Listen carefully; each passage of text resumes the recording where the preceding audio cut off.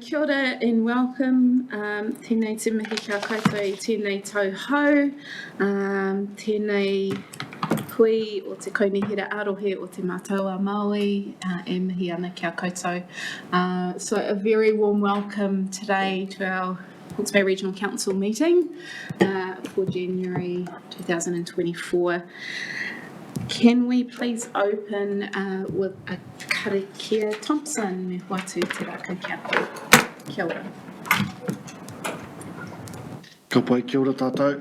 Tika ngā whakaaro ki te whakawairinga tia I ngā huarahi kei mui a tātou I tēnei hui o tātou, te hui tuatai o te tauhou. So I will set the pace, hoping that we get some volume. Whakataka te hau Kia kina kinsa, kia mātaratara ki tai. E hia ki ana te ātākura, he tio, he huka, he hauhu, ti hei, mauri uka. Kia ora, that was beautiful. set the pace and the volume. Also like to welcome those of our councillors online on the wall, Councillor Van Beek, Councillor Curtin, kia ora Tanya, who's also joining us from Maungaharuru Tangitu. So very warm welcome to you all. We have our agenda in front of us. Do we have any apologies to accept or anyone that needs to retire early from the meeting, I mean? Kia ora, there are none. Any notices? There are no notices. Kia ora. Any conflict of interest to declare in our decision items? Thank you. This one is in regards to Tamatea Pōkai whenua and a relationship that Taipena Heretaunga has to Tamatea Pōkai whenua. Thank you for that declaration, Leanne. Housekeeping. Oh, and I have to do housekeeping next. Are there any other conflicts to declare? There are none. Thank you, Matua Mike. Housekeeping is Leanne. Where's the housekeeping? Sorry, I didn't realise. Bear with me, Hoto. I'll just do the housekeeping. Okay, this meeting is being live streamed on Council's Facebook page and recorded for viewing at a later date on our YouTube channel. In an event of an earthquake, drop cover and hold. If the shaking is long or strong, when shaking subsides, leave the building through the nearest exit and proceed immediately towards Napier Hill along Dalton Street to Tiffin Park, continuing up the steps to Cameron Road. In the event of evacuation, if an emergency alarm sounds, immediately evacuate the building through the nearest exit. Proceed to the assembly area on the grass at the corner of Dalton and Voltaire Streets. Emergency exits are clearly signposted. If you need to go wharepaku, the toilets are located down the hallway outside the chamber entrance. We move on to the confirmation of minutes from our last council meeting on the 13th of December. Are there any alterations to make to those? Mover, Councillor Williams, seconded Councillor McIntosh. All those who agree say aye. Aye. Those against? Aye. Carried. Thank you. We move into our call for minor items, not on the agenda. Are there any minor items for today? There are none. And we move into our first decision item, a memorandum of understanding between Tamatea Pōkai whenua and Hawke's Bay Regional Council. So it's my privilege and an honour to welcome our manuhiri from Tamatea Pōkai whenua. We have the chair with us, Pohatu Paku, and acknowledging your papa and his service to our council through the Māori Committee for 30 odd years. Also the RPC, our EICC committee, Coastal Hazards Joint Committee. He's probably on a number of others, but a huge acknowledgement and mihi to Pohatu as his son. So also to Victoria and Darren here to join the team. Tēnā koutou katoa. So with that, Nick, can I get you to introduce the item? Kia ora. Hi, kia ora through you, Chair, and just to echo that welcome to our manuhiri. Councillors, this is quite a significant item, I think, in terms of advancing the relationship between Hawke's Bay Regional Council and a PSGE that has gone through the settlement process, and Tamatea Pōkai Whenua is now feeling ready, alongside you as the Regional Council, to start to give life to that settlement process through an MOU. My suggestion to you is think about the MOU as much as anything as a way of setting out the principles about how two parties wish to work together. MOUs are, I think, a symbol of advancing a relationship, giving real substance to a relationship, and when they occur between two governance tables and then two officer tables, I think it sets out the relationship and gives it that really firm foundation. In some ways, once an MOU is signed, you almost hope that you never have to pull it out of your pocket, because you only have to pull it out of your pocket if your relationship's gone downhill. So I think but as a first step and a symbolic step, it's really important. There are a number of areas of work ahead of us that we've been discussing with Tamatea Pōkai Whenua for a number of months now, canvassing how we get better at things like working through resource consenting. We're looking at Te Mano Te Wai and how we collectively give expression to the national policy statement. We're talking about how we can learn from each other and learn from the skills that Tamatea Pōkai Whenua have to assist the work that council does, and vice versa in some of the skills that sit inside this whare that can support the work of Tamatea Pōkai Whenua. So there's a real richness developing in that relationship, and a lot of opportunity, I think, to produce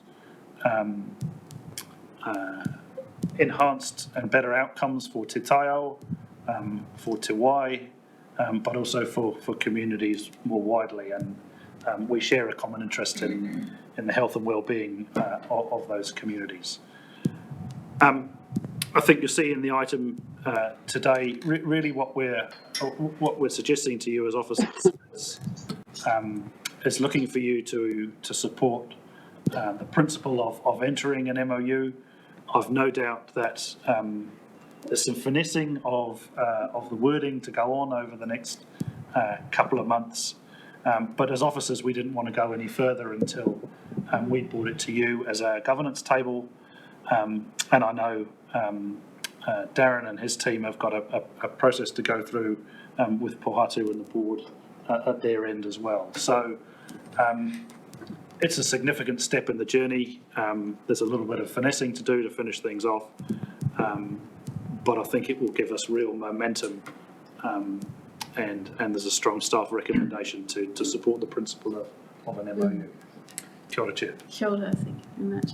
I might hand it over to our manuhiri to introduce that, and also to talk to the intention of our partnership. Kia ora. Tēnā tātou, kia ora. E mihi ana kia tātou. Again, thank you for having us here today. Pohatu Paku, current chairman of Tamatea Pōkai Whenua, formerly known as Heretaunga Tamatea Settlement Trust, and the name before that was He Tō Takitini. He Tō Takitini encapsulating the unity that was needed pre-settlement. Heretaunga Tamatea Settlement Trust encapsulating the kōrero of who the people were and are, and Tamatea Pōkai Whenua encapsulating the values, belief systems and interests of our tipuna Tamatea Pōkai Whenua, as was talked about today, as he traversed and travelled around Aotearoa.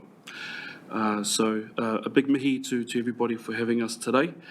As aforementioned, our journey, the third reading to get the bill passed and settlement occurred 5 years ago in 2019. So just in the last few years, we have been in the establishment stage of understanding who we are and our function and purpose, in obviously, as we spoke about before, the world that we live in today, and what that looks like. Big mihi to Henewai, thank you for having us, and also the mihi to Dad, who was one of the front runners in this space, and also in the settlement space.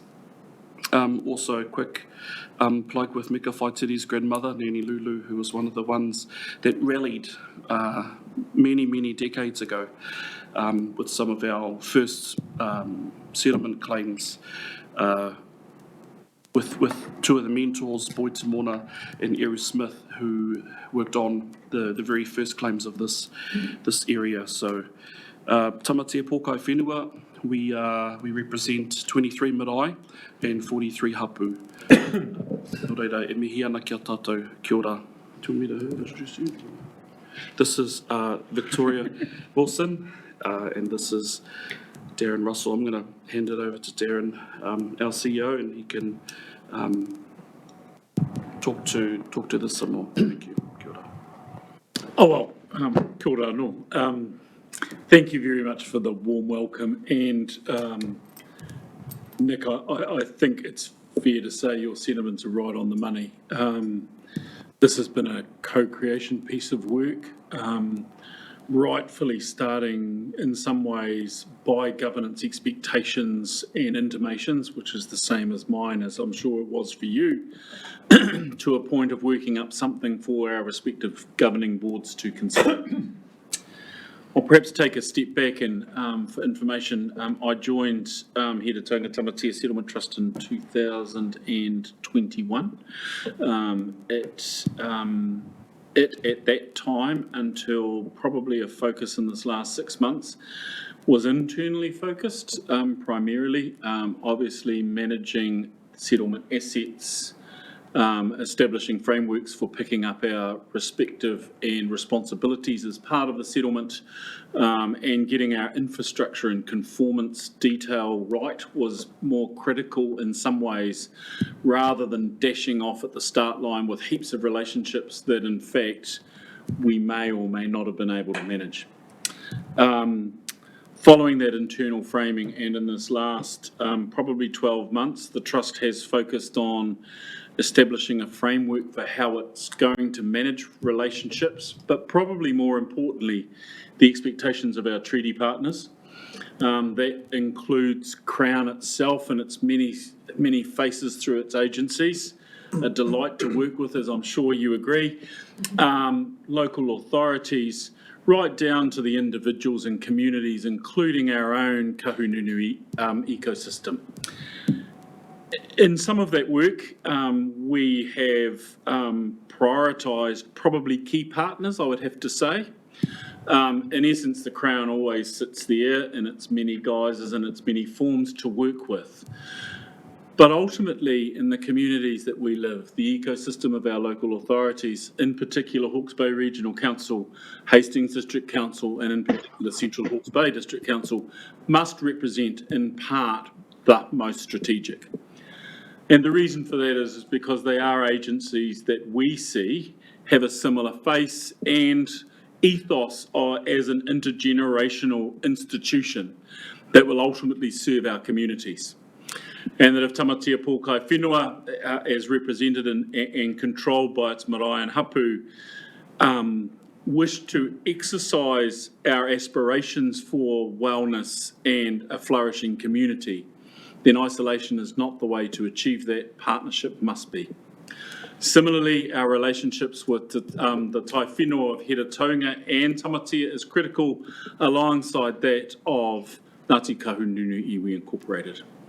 So there are our primary areas of focus, and as I intimated earlier, it's a delight that the first we're getting close to a finish line with is Hawke's Bay Regional Council. I would note for this council that there are multiple settlement entities that have their own rangatiratanga and their own mana whenua. And I recognise we are talking about Heretaunga Tamatea as defined in our settlement, and recognise that the council has responsibilities for other partners who may or may not follow a similar framework, but undoubtedly, I would imagine, probably approach a similar principles-based approach.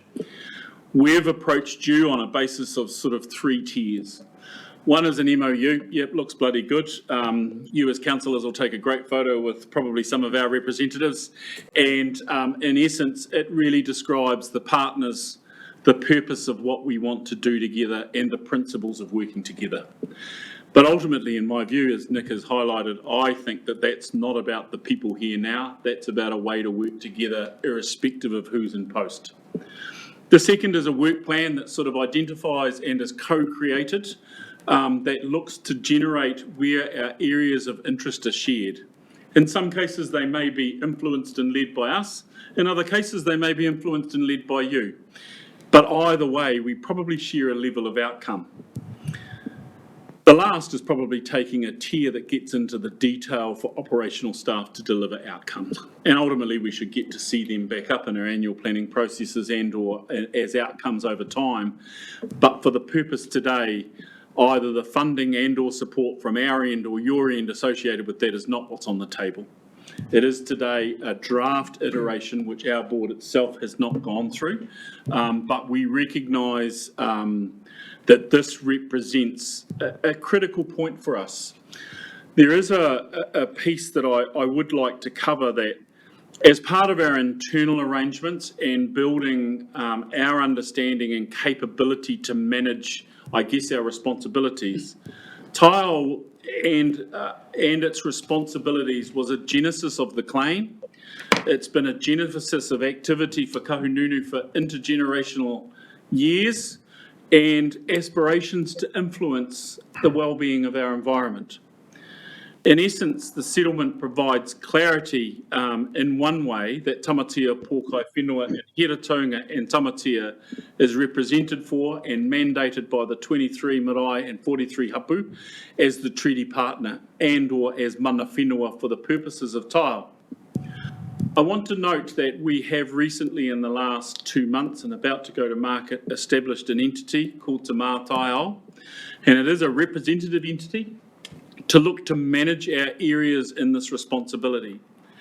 However, I want to acknowledge that that entity is co-governed with our tūtai whenua, who have, prior to Tamatea Pōkai Whenua being established, and even post its establishment, managed those responsibilities in different ways.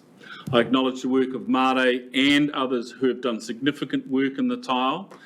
This development is a co-creation, co-governed and single entity that represents those interests.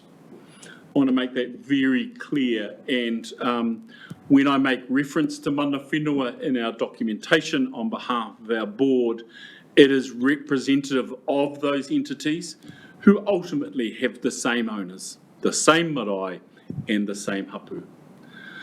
I wish to acknowledge the work of initially Pieri alongside Katrina and of course Nick in getting to this point, but more importantly the appetite of this council to entertain and engage in this relationship. For us, we have a complete imbalance of capacity, capability and competency.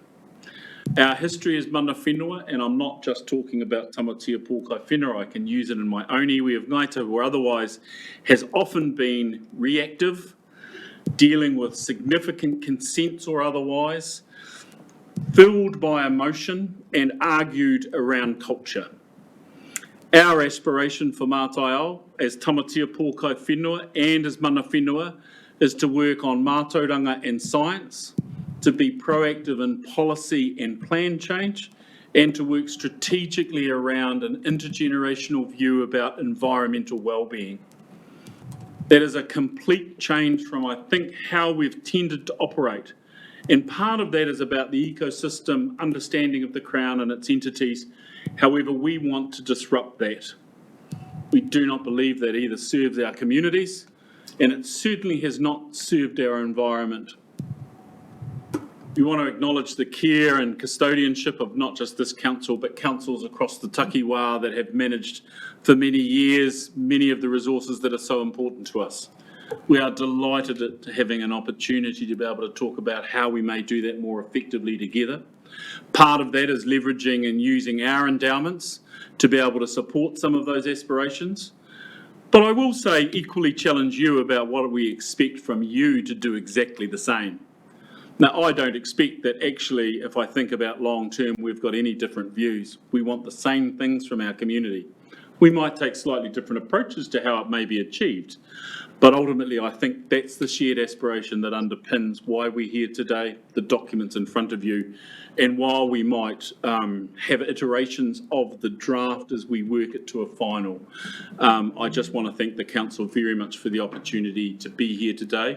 Again, share the delight that this is the first opportunity we've had strategically to decide to enter into a partnership and recognise the mana of this council to be able to reciprocate that anticipation. So I'll park it there and more than happy to perhaps answer you. Kia ora koutou. You've painted a very bright picture, and so as a council, really excited about where we can go with this relationship and strengthening it.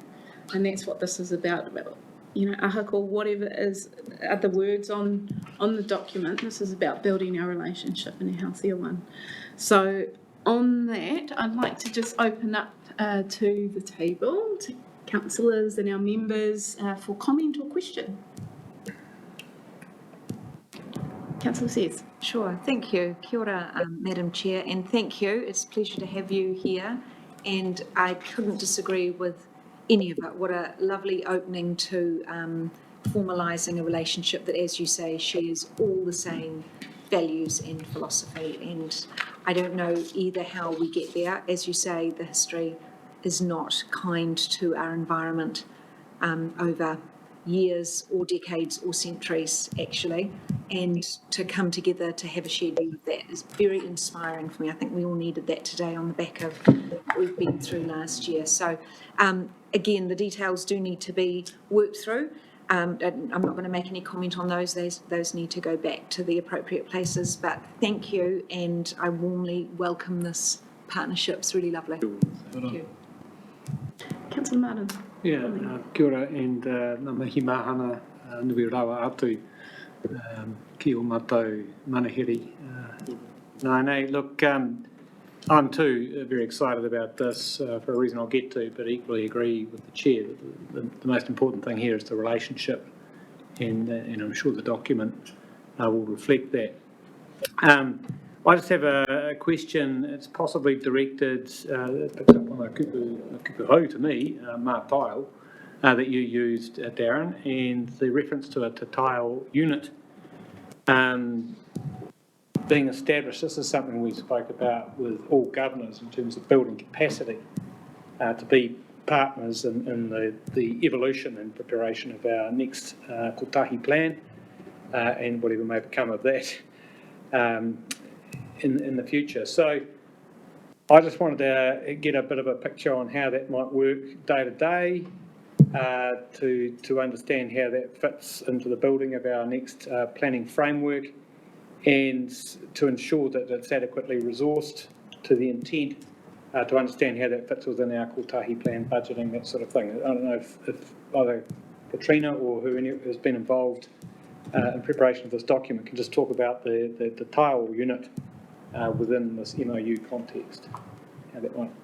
I might let Darren talk about the tile unit from a tamatea pōkai whenua perspective. I think from a regional council perspective, one of the learnings for us in the last few years has been we often arrive at the doors of entities and say, we've got this issue in front of us to build a plan for something. Can you please drop your tools and work out how you can help us do it? What Te Wairama and Katrina, I think, have done is rethink that approach to a lot of the work that the likes of tamatea pōkai whenua is doing. Will provide those answers, but it's about us supporting the mahi that's going on inside that organisation rather than trying to separate it out into some separate thing. And that's a way of, I think, stopping our relationships being transactional about, please, could you do this and give us a reply. There's always an element of that in consenting, but in plan making, we're looking for something a bit deeper. So what we're trying to do is to work out where we can, within the budgetary bounds that council have set, support the mahi that Tamatea Pōkai Whenua is doing with its Toiao unit, and then be able to pull some of that information, with their permission, back into the plans that we're building. Does that make sense? There's a bit of a change of way of working. I see. And I'll let Darren talk in a bit more detail about the Toiao unit. Just in terms, in regards to the name, the name was offered by Professor Sutimoti Karitu, Te Mātaiao, which encapsulates the planning, the reviewing, and the aspirations with the mahi that's being done. So if you have a look, for example, at the works unit, they've got their mahi. You have the planners, they have their mahi. You have yourselves in this room. So Te Mātaiao, actually, the name encapsulates a lot of that. In terms of the mahi side, I'll let Darren. Your question's a good one, I think, Martin. Sorry, through you, Madam Chair. Getting a bit informal now, aren't I? Look, from a personal perspective of mana whenua, and this is not about Kahungunu, this is my experience in sort of 30 plus years in post-settlement, we've tended to play hungry hippos. You know, Crown entities tend to drop financial resources on the table, and we smash like hell to get our share of it. Quite often to create some sense of capacity in order to be able to influence the things that we need. Post-settlement, I believe, shouldn't look like that. Kahununu's taken a different approach than Naito, which has taken a very much iwi lead. Kahununu's got a hapu-based model, and on that basis, I think both of them are meritorious and both have strengths and both have challenges. We are very conscious in terms of Heretaunga and Tamatea, and in particular our partnership with the Tūtai Whenua, that we want to create a different way of working with our strategic partners who influence everything from the air to the bottom of the ocean, to Mātaiao, that whole picture. For me, procurement and funding is a critical issue to be able to support the needs that we have. I think about an organisation of what is currently 8 people on a settlement basis of less than $100 million cash. You're expecting us to respond to almost your entire work plan in a non-equity way. However, just creating cash and activity without adding value or influence, or setting a parameter of, exactly as you say, the plan change that is about a long-term view, is actually equally just as ineffective of the resources.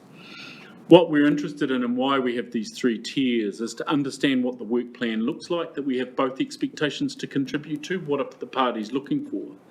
And I think the development agreement that we will have and that Hawke's Bay Regional Council will have with multiple entities is 2-part for me.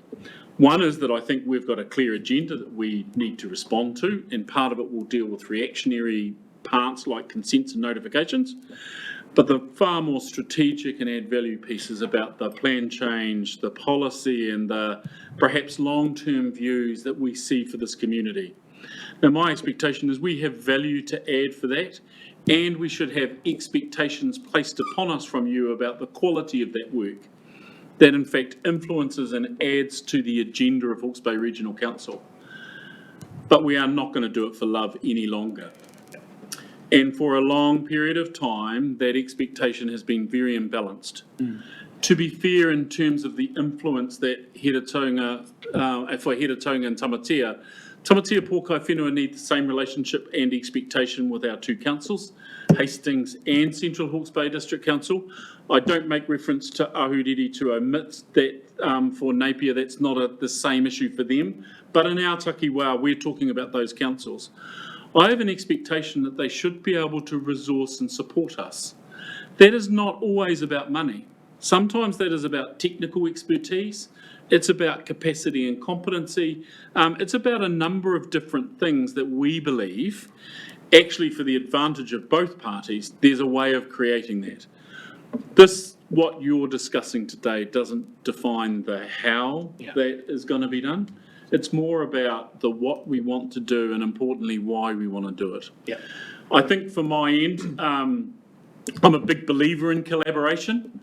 A confederated settlement model like this takes a while to be able to generate probably a collaborative single unit.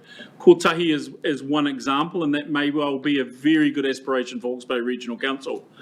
But for mana whenua, and I suspect the settlement entities, that may be a little bit slower in coming to realisation. My view is we can no longer afford to not be an active participant with you in the setting of the regimes associated with our takiwā. Whether or not, and I do believe that actually principally across from Wairoa down to the other settlement entities, including Hiniuru and Maunga Hararu, right down into Ahuriri and onwards, we probably have very similar principles and aspirations. We might well over time, Martin, I would hope, start to think about how we collaborate. But I am also interested in understanding how the Hawke's Bay Regional Council intends, from a methodological position, to intend to invest across multiple partners. We are a significant partner with significant waterways, and we expect some sense of equity lens around how your allocation will be able to support our needs. But we also recognise that there are different priorities in different years for different parts of the community, and we're as reactive and proactive to that need as everybody else. But again, for me, Hungry Hippos doesn't work. I've said to Katrina that's not the way we play and not the way we intend to play. But part of that is an evolution together around understanding how we deliver things that are meaningful. Kia ora, Darren. Very, Kia very ora, helpful. thank you, Darren. Tanya, kia ora, Tanya. Kia ora koutou, he nui te mihi ki ana koutou, ko Pohatu, ko Darren, ko Victoria. Look, I just wanted to tautoko the comments made to date about supporting the MOU and really pleased to see it coming across the table, particularly in this climate where government rhetoric has not been very warm towards Māori partnership and enduring relationships. So I welcome it very much and commend the council for continuing this mahi. So yeah, just wanted to tautoko and also to ask the question, I'm not sure if anyone's able to answer, but around mana whakahonoa rohe, is that another document or agreement yet to come, or is this MOU intended to be that? So I just wanted to ask that question. It's not our document, is it? I'll just get Katrina to come up. Kia ora, Katrina. Kelly, I think I said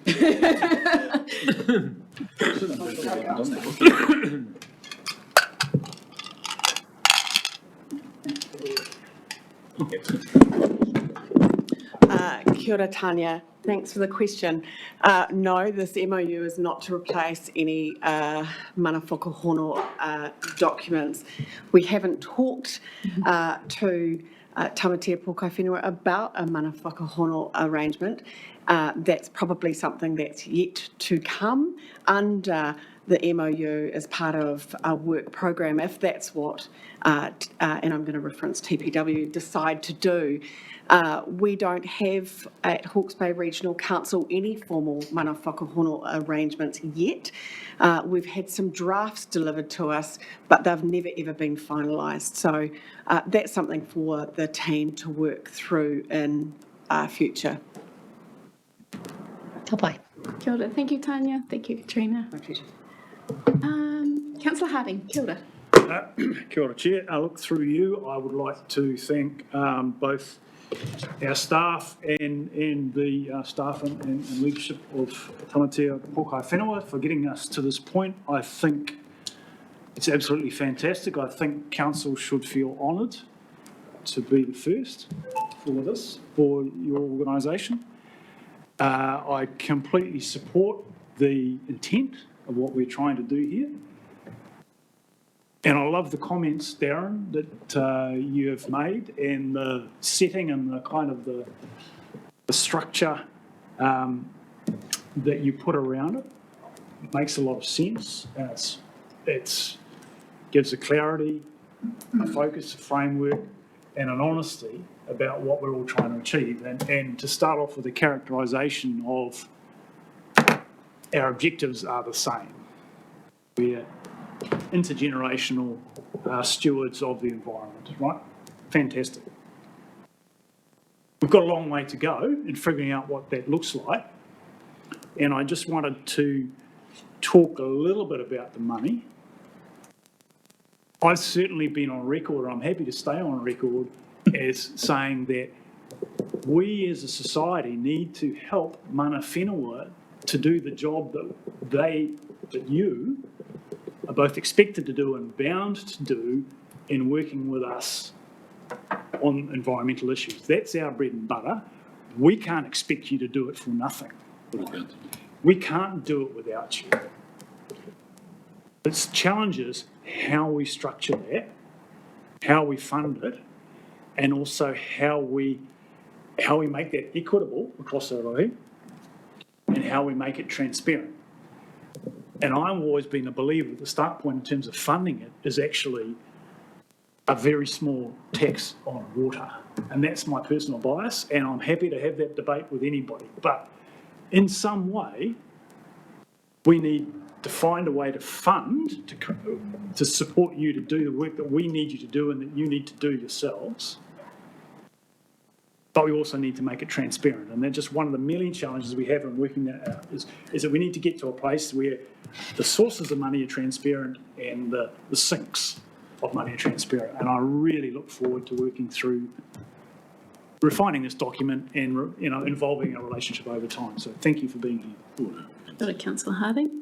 Councillor Hawke. Kia ora, Madam Chair, through you. Just to support the commentary from the other councillors around the table, and the growing appetite to support this process of the MOU. I guess initially I'm thinking that part of this is obviously formalising arapau, or the existing work that when I look at the matrix, there's some work that's live at the moment, some that's been met. And I think it's an important part of that whole process is to bring it to something more formal. And so well done on those that have been working behind the scenes and bringing it to this stage.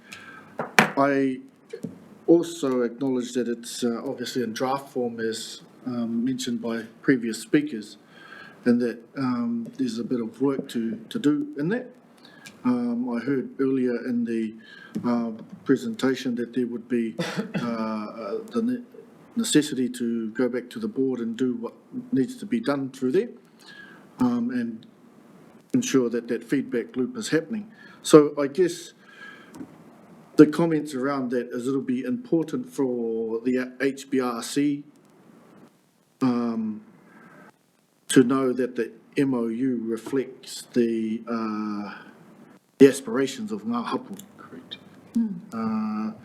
And I heard Tanya reference the mana whakahono arohe, those types of documents that are not visible to us yet, but have been presented in drafts. And I think, by comparison, a huge amount of work has gone into wānanga across the rohe that supported the co-creation of the Here Taunga Mana Ake document, the Hapu management document, which then feeds into the iwi management program, which is the Kiota Ki Tai.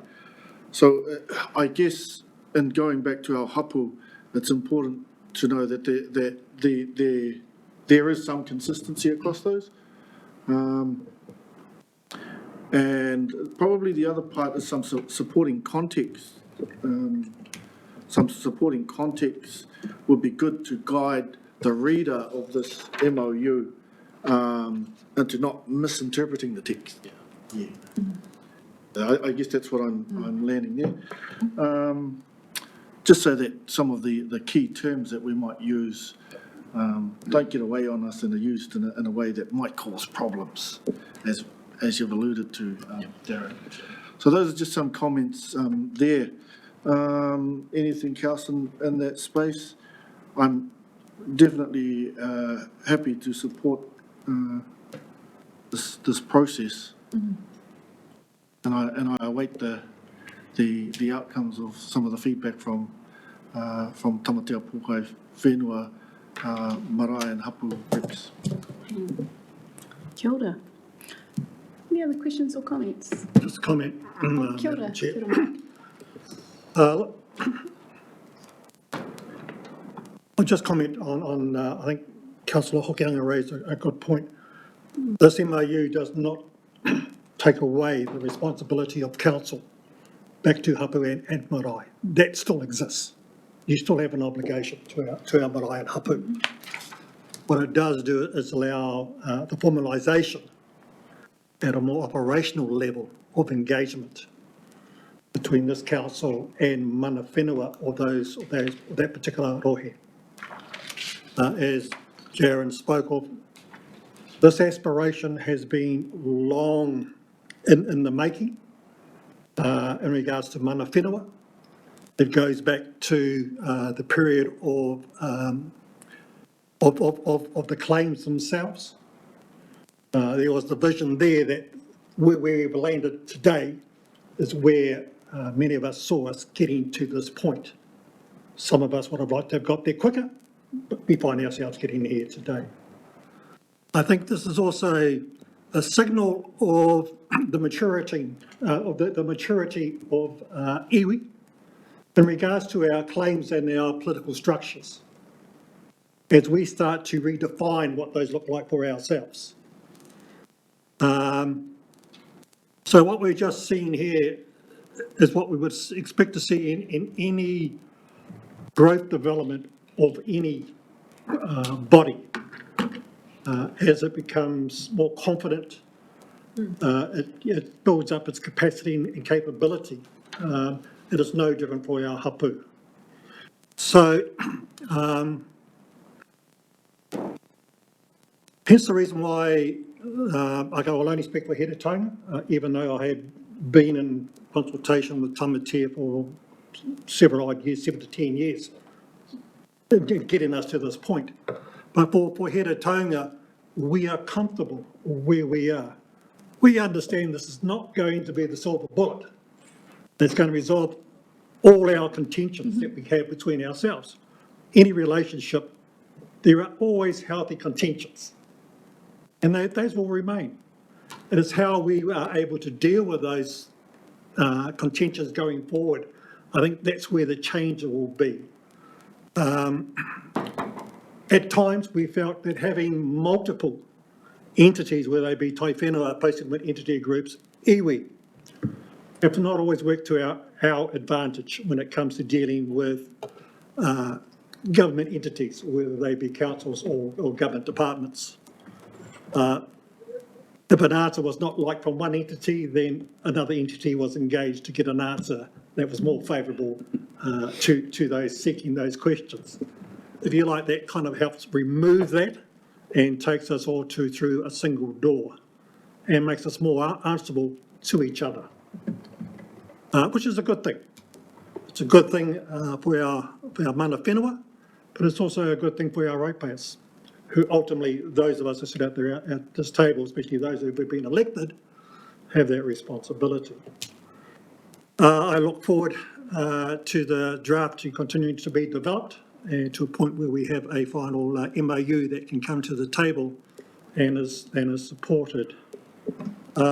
Just in regards to Martin, your question around where does kotahi come into this and what does this mean in regards to other post-settlement entity groups? I hope this acts as part of that leadership that we get to a stage where we do have that truly kotaitanga where we are able to have a single taiao unit on behalf of our tamatawa Māori. Today is not the day because we're not there as an overweavy, but we may get there soon enough. To step on the road. Yeah, step along the way. Months on white.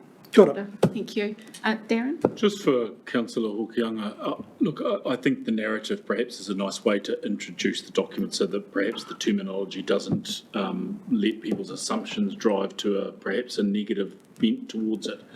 I just wanted to give surety not just to yourself but to the council when thinking about the relationship in Heretaunga and Tamatea.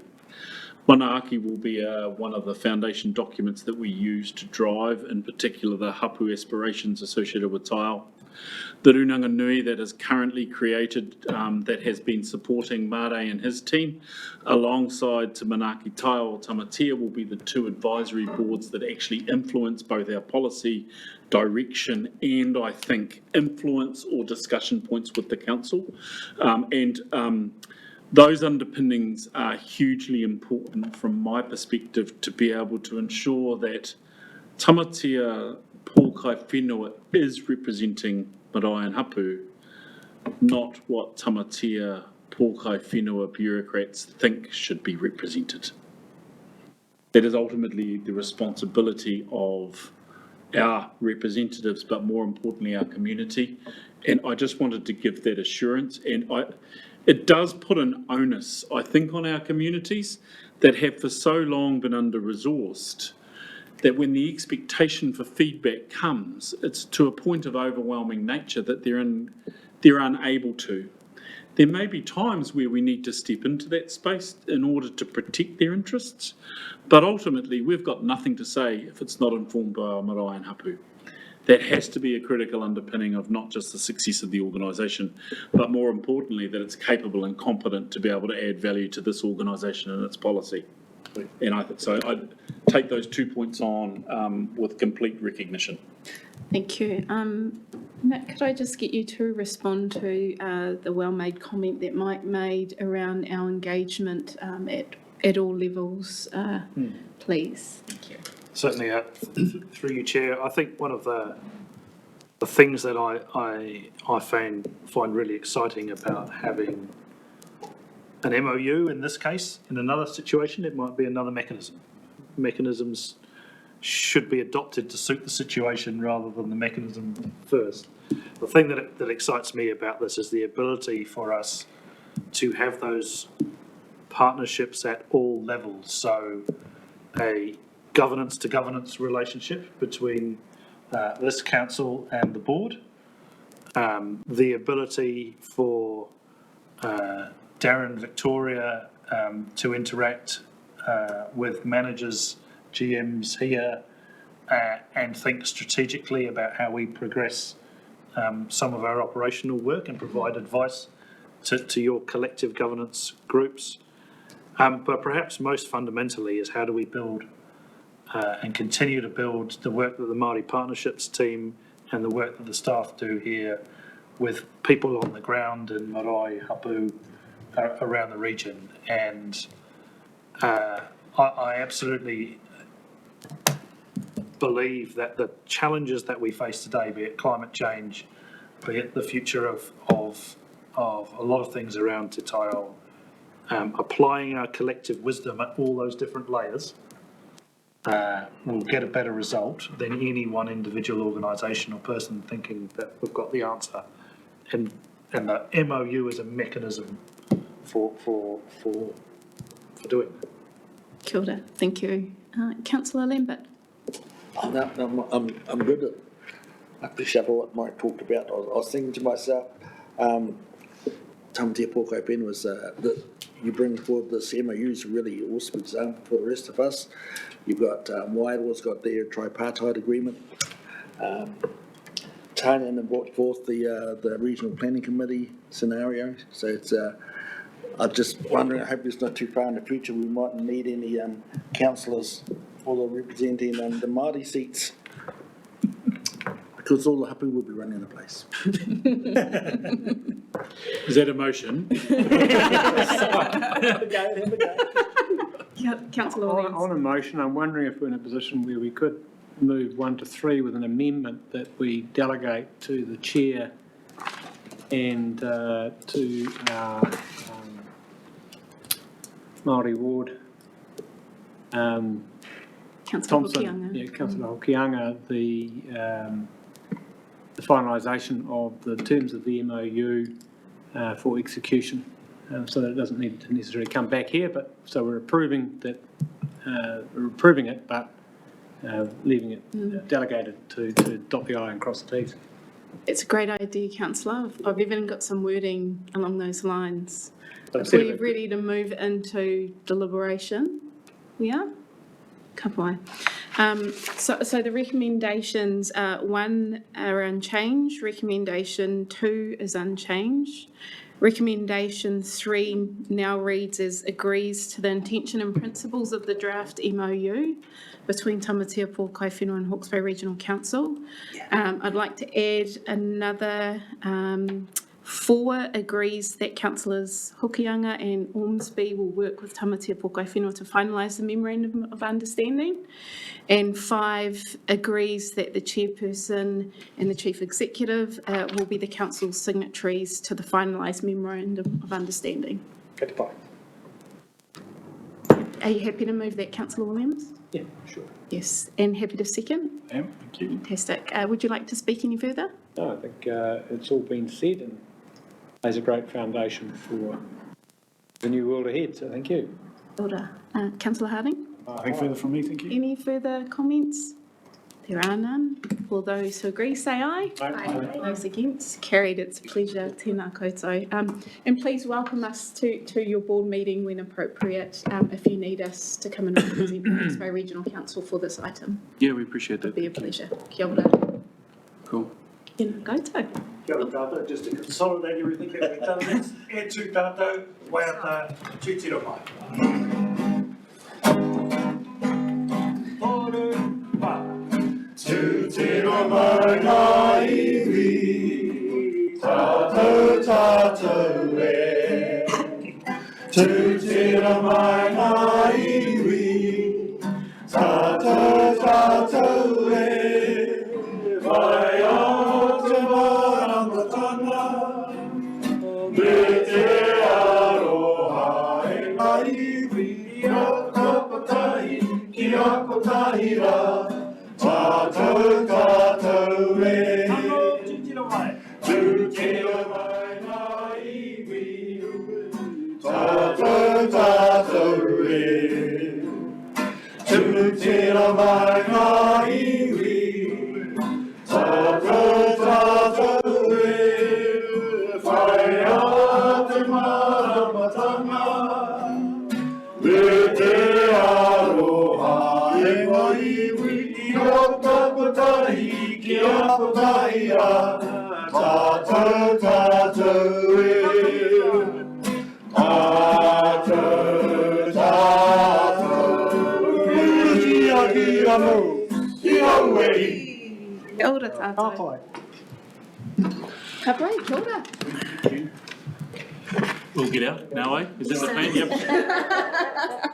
Just making sure. That one's not on our hat.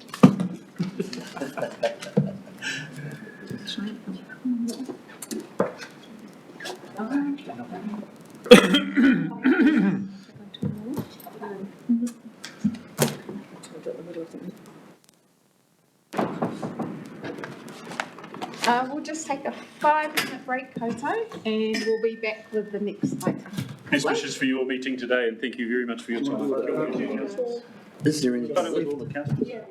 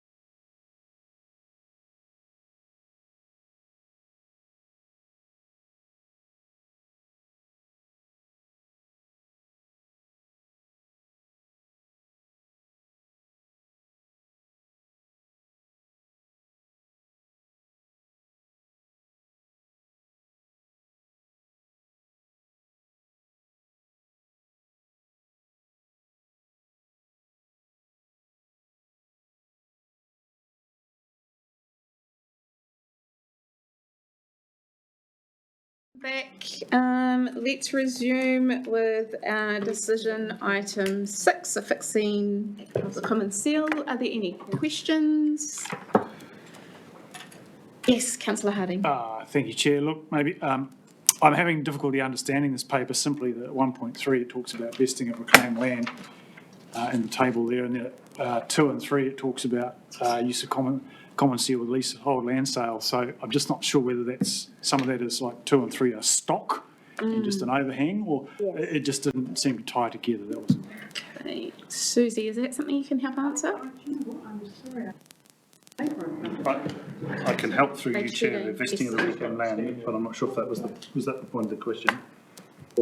Yeah, so two things. One is that there's no further explanation of the vesting of reclaimed land. It's this sort of raises questions that the paper doesn't answer, and then it goes on to talking about leasehold land, and I couldn't see the connection. So the vesting of the reclaimed land is a technical thing we have to do when the consents were issued. It's in italics. For the Napier Port reclamation. The process requires that we issue what's called a Section 245 certificate once that work has all been completed and those consents have been exercised. So that's simply what that does. If it essentially signs off that process is done. Okay. Nothing further to know. So 2 and 3 we can really just ignore that. That's just boilerplate for From last time. Yeah. Okay. Thank you. Happy to move.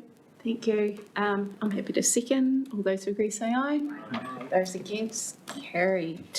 Item 7 is the report from the Hawke's Bay Sedum Group Joint Committee. I was not in attendance that day. Nick, could you just provide a brief summary? Through you, Chair, the focus of the committee's work that day really was around a couple of things. One, there was an update on the emergency management bill that was then before the then government. The indication from the new administration is that they're going to continue to look at an emergency management bill. So it'll be likely back on an order paper.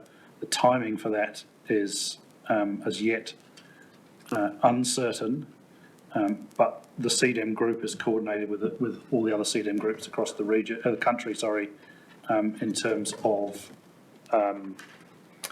putting in submissions. There's a submission in here. I suspect that will need to get updated and changed post the reviews and once we get a date for the emergency management bill.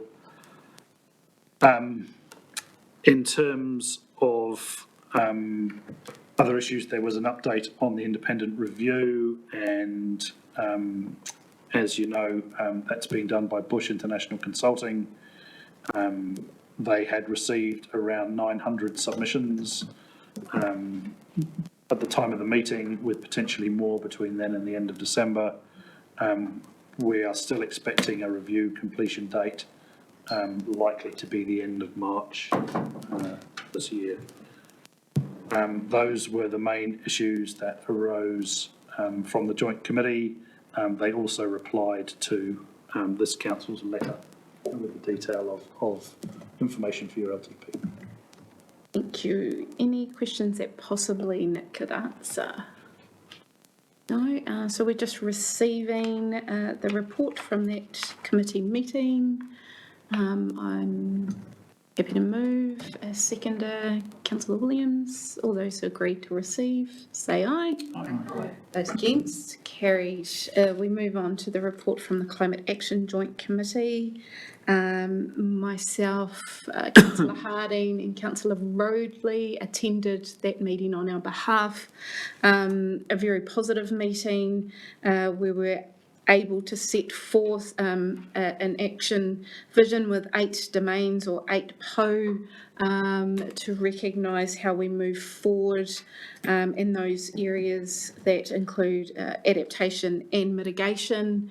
We had a presentation from the Youth Action Climate Forum, which we have invited them to dedicate a member to attend our joint committee, which is a really positive move to have that rangatahi voice in these spaces, particularly as it will affect them probably more than it will affect us as we move forward. So those were the main points of that meeting. If Councillor Harding, would you like to add any further? Kia ora, Chair. Look, just a couple of comments. Some eyebrows have been raised in the community about the progress or lack of progress perceived in the Climate Action Joint Committee last year.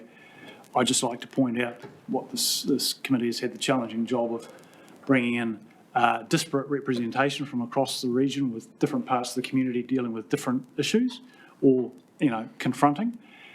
And it's been important to take the time, and I think we will see this year that the value of having taken the time around whakawhanaungatanga, getting to know people, getting people's views on the table, where we've landed at the end of last year is a much more harmonious situation where people have a better understanding of each other's issues. Those issues have had a chance to be aired.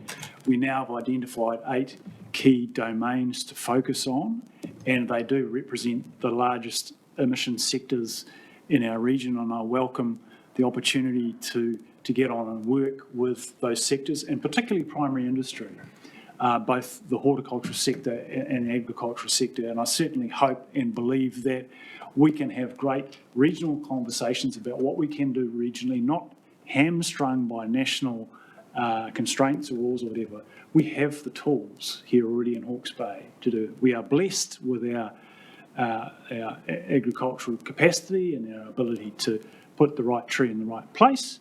So it's a matter of working together and recognising that all parts of the community are working to the common good around regional emissions reduction. And I look forward to hopefully by the end of the year having a really solid regional emissions reduction program that all parts of the community can be comfortable with. Thank you. Thank you, Councillor. Councillor Roadley, would you like to add anything? Just maybe to also acknowledge that how fabulous it is to have the rangatahi voice coming through here, and was very excited to see the report from the Enviro schools for the year end 23, and they're looking at ways to progress work streams that they have to feed from the secondary school, I guess primary schools too, into work streams within the council and looking after our environment. So, very cool initiative.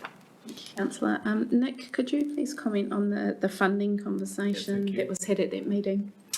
I think that the general sentiment coming from the committee was looking for all of the councils who are represented there to contribute something to the climate change work that goes on, rather than it all relying on the regional council's purse.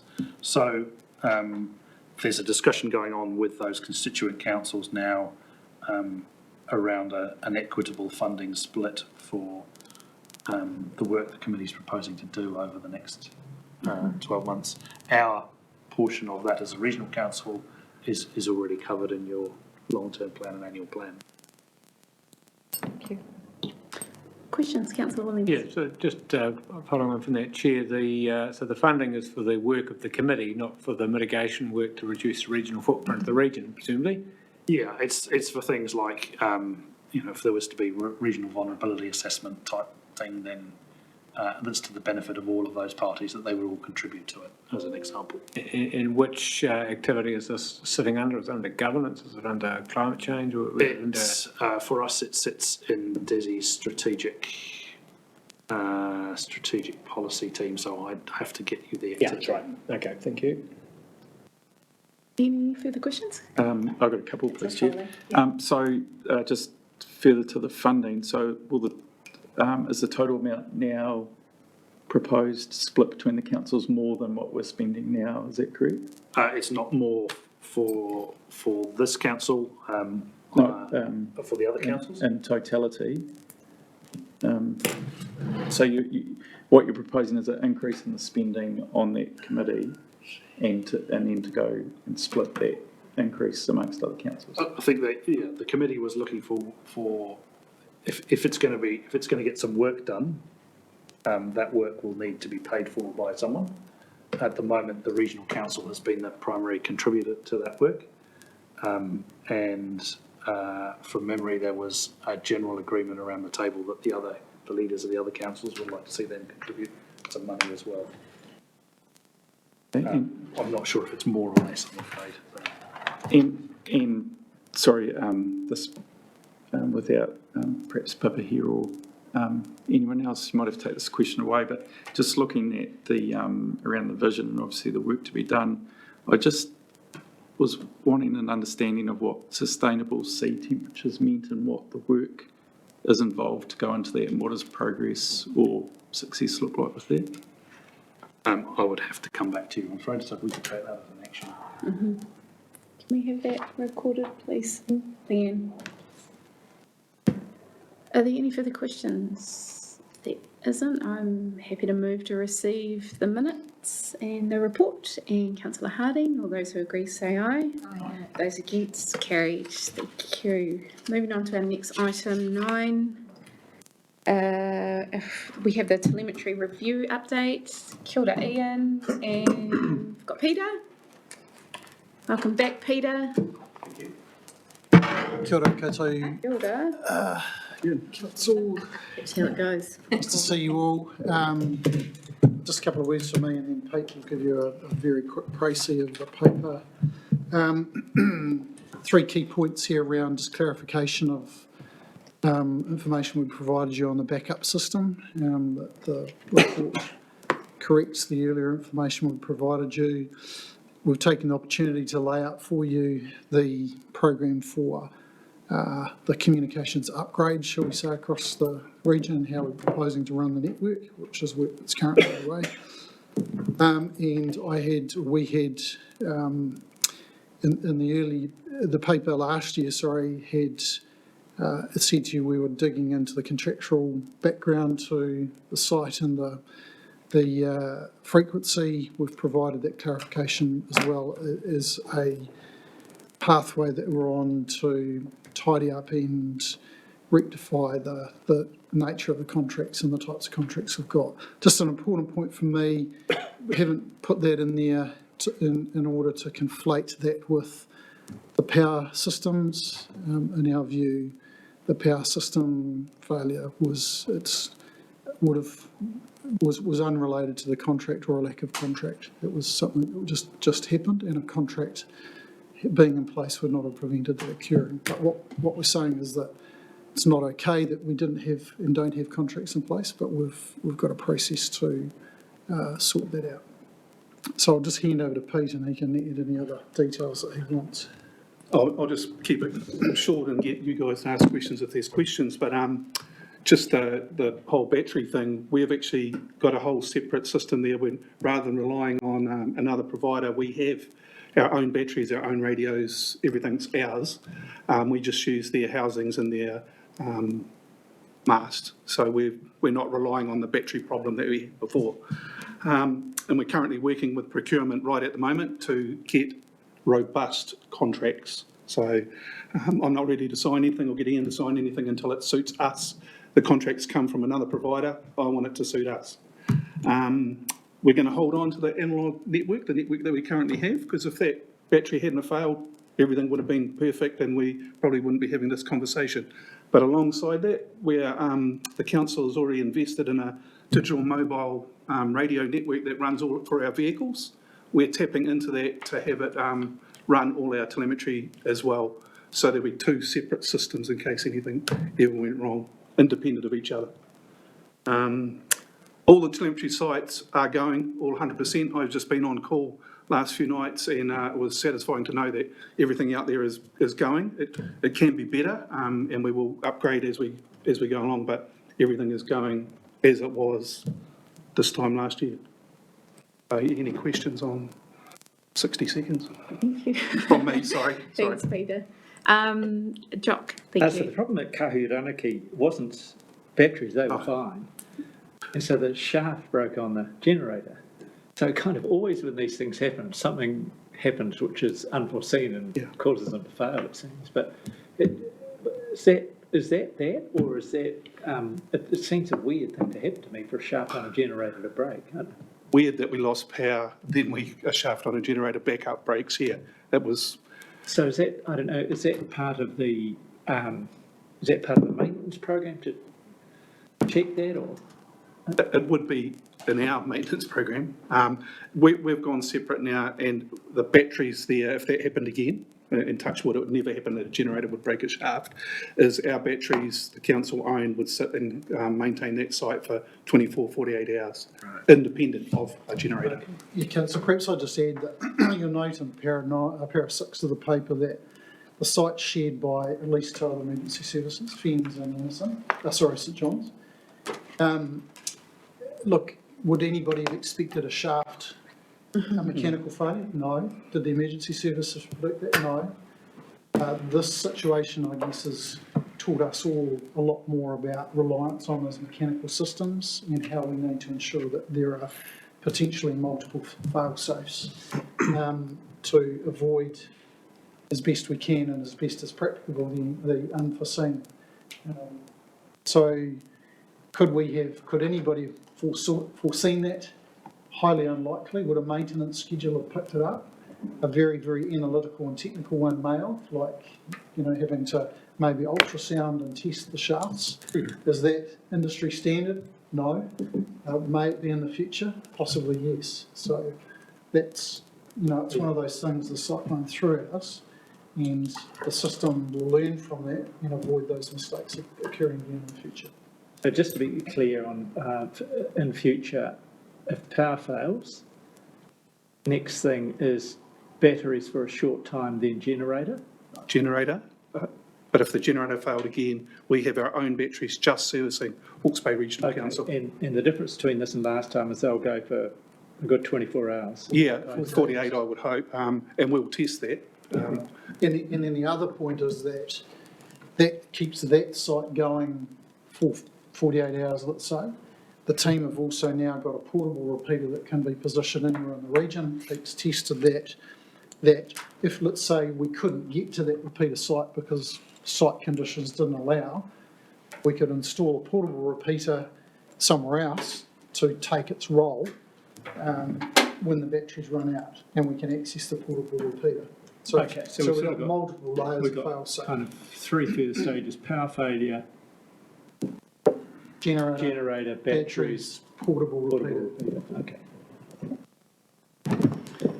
Bear in mind, sorry, the other point to make would be the DMR network that is in the paper that operates on a node system, so it has multiple repeaters. And let's say repeater A in the network fails completely, there's no signal, the sites will search for the next available repeater site and feed to that. If that fails, we've got the option of an analogue backup, so we go old school. If that fails, you'll see in the paper there's satellite and cell phone communication on our key warning sites as well, bearing in mind that at that point, radios, you can get the data almost instantaneously, cell and satellite probably hourly, so, but at least you're going to get some data. Councillor Harding, then Sears, then Rodley. Kia ora, Chair. Through you, just looking for a little bit of clarification on points at the end of the paper. Para 21 says, as funding is secured, we'll continue to upgrade key sites to make resilience. So I just want to understand that link to funding. And I think related to that, the diagram at the bottom of it, the telemetry system timeline shows purchase final DMRs 30 June 2025 and then resilient telemetry system. So if you just, Pete, maybe you can just tell us a story about what that journey looks like and how far we are from resilience at the moment. Resilience, pretty close. Like as Ian said, we have already got backups with satellites and cell phones and that sort of thing. But to be a full DMR, we're just waiting on a consent with Napier City Council, interestingly enough, and that'll give us a link on the hills in Taradale. Once that's in, then we can not rely on fibre. We'd be all microwave wind nodes.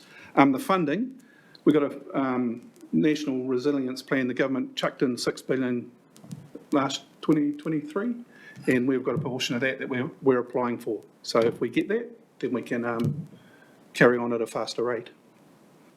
Yeah, so just to tease that out a bit, at the moment, yeah, just it'd be nice to have a little bit more clarity about what we're still waiting for. Is it just the site at Taradale, which is the sort of the last bit of the jigsaw puzzle, and we're waiting for money and planning permission, or is there more to it than that? Two parts of that really, isn't there? There's the site at Taradale will give the full DMR network, so it's a total separate network that'll all be operational. And then the money, like we're only doing what we can do in our existing budget. So whatever was forecast in our existing budget is in terms of upgrades, we're upgrading as we go. We're not fast tracking that. So just to be really crystal clear, once the DMR network is complete, the last bit is connected, we'll have a DMR network. Yep. We're seeking funding. There's a business case that's sitting at the moment pending approval from what they're called Crown and Infrastructure Partners for $5 million for a comprehensive upgrade of the network, which will include more sophisticated instrumentation, maybe some flow cameras, some other high-tech gear that will advance the resilience of the network. But at the moment, once this final bit of the jigsaw goes in on Taradale, we will have a robust, reliable network. What we're looking to do is take it up into a future-proofed, bulletproof network. And Peter's rolling that out with his existing budgets as we've got the funding for it. This funding will accelerate that into a 2 to 3 year timeframe. Okay, so just to be fairly clear, so the staging in terms of current tech around the digital mobile radio is really Taradale's key for that, and that's a this year timeline, or is that a 2025? No, now. Now. Now, right, okay. Yeah. And the rest of it is kind of icing on the cake in terms of new ways of doing things, the $5 million, right? Yep. Okay, thank you. And your question, sorry, was purchase the last of the radios. I physically couldn't get them all in, so it was pointless purchasing 100 radios and then not being able to put them in this year. So I put that in as doing it next year when we can. So we got X amount of radios we'll do as we go, and then we'll put the rest in as we go. I physically couldn't get them all in one, so it was pointless buying them. Okay, so just to be clear on that, that's not compromising our ability to know what's going on. So the key warning sites go first. Yep. Yeah. Thank you. That's good. Thank you. Any questions? Councillor Sear. That answered all my Yeah. questions. Thank you. Councillor Radley. Yeah, thank you, through you, Chair. Thank you both for, looks like you've been busy plugging the gaps and putting things back in place, so well done on that speedy work. I think, did you reference that out of the new funding bid with the Crown Partners, there will be provision for some sort of camera, webcam? We've trialled 4, we've got 4 in now, but the idea would be, if I can give an example, when the bridges, we had all our gear on bridges, if we could have a picture, a camera just looking at the river, and that can give people that are familiar with that site their own view on how high the river is, but we're trying to move to, it can actually say how much water is in the river, so you don't actually have to go there, people don't have to get in the river, risk their lives to measure it. This technology can show how much water is flowing down the river. Mm-hmm. That's the plan. That's fantastic, and that's a great segue into, yes, I would be really excited about that. And the next part of the piece of the puzzle is not only gathering this information, but being able to push it out to sort of almost instantaneously out to people who are, I'm not sure how you phrase sort of high users, they're the people who live low-lying, who have got equipment low-lying. Are we working at improving our ability to push that information out to those people? We do now. Yeah. We do provide all of the hydrometric network through both council websites and the LAWA, which is as real-time as we're getting it, so people can physically see that. Can we do better in terms of accessibility and relevance to the community? Yes. So I think the comment Pete made around providing more cameras is going to be a really important one. So not just your traditional webcam, but a webcam plus. And then we'll need to think about how do we, in what form do we put that in, and how do we make the public aware of it and get them as used to it as they are our flow sites at the moment. Pete's getting inundated with calls about flow sites, which we have on our website. What does this mean? What does that mean? Which is fabulous that people are interested in and are able. to us. So, yeah, congratulations on that. And I did find myself lying in bed on, was it Sunday night? Looking at the river levels everywhere and at the rainfall levels, and I'm assuming lots of other people were doing the same. So, Absolutely. great resource. Mike? Yeah, kia ora, Ian, Pete. Look, congratulations on the paper. It was very informative. I appreciate the improvements to the system that has been made and giving that resilience to the system. But my question here is to you is, we go 10, 15 years and there are no incidents. And human nature being human nature, we stop having that high level of oversight in regards to the systems. And institutional knowledge gets lost. The history of what took place is lost. And it's the human element that kicks in. That's where the danger lies. And so I didn't see in there how you intend to continue to review your own internal systems, not the equipment, the human input. And that's a really, really valid point, Mike, and something that probably should be reflected in kind of the risk management that council takes. Because, yeah, people come and go. And look, absolutely, I think the bigger conversation in that is not just this council, but our community broadly, remembering about this event and keeping that fresh in its mind and being able to be prepared for the next one that will come. And as you say, it might be 5 years, it might be 50 years, but it will come. And how do we ensure that equipment works and communities are prepared, which is probably something that falls well into that civil defence, emergency management, 4 hours conversation that I'm sure is going to lie before you in time.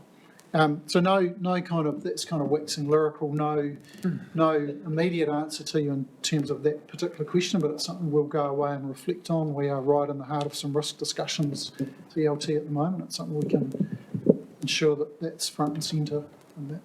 Can I say something with my team? Like, we're probably one of the better teams, and that's through my hydrology background of documenting and putting things in the right places. So that would probably be, like it's all written down. I would make certain it's all written down. So if a person isn't there, someone else could pick it up and carry on. Because you're quite right that, people moving on and knowledge. And there'll be times when if nothing happens, there's pressure at this council table from councils wanting to reduce the budget. Yeah. Yeah, so I'm sure it's happened at some making stage. lessons a lot lost. Thank you, Mike. Any other questions? There are none. Happy to move. And a seconder? Councillor Williams, would you like to speak? No? Any other speakers? Thanks for the update. Yeah, thank you. Hey, and just acknowledge the fast work that you have done on correcting these and building greater resilience. So thank you. Thank you. Thanks. All those who agree, say aye. Aye. Those against, carried. Kia ora koutou. Well, that's the end of our agenda today. Thank you all for your input, and hey, some great celebration that we had with Tamatea Pōkai Whenua Trust. Sorry, there have been 3 iterations, but obviously the same people from the same place. So thank you all for that, and the great comments as well. So if we would like to close, Thompson, would you like to lead us in our closing? Kia ora.